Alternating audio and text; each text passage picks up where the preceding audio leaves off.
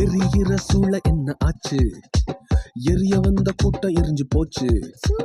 எரிகிற சூழ என்ன ஆச்சு? எரிய வந்த கூட்டம் எரிஞ்சு போச்சு.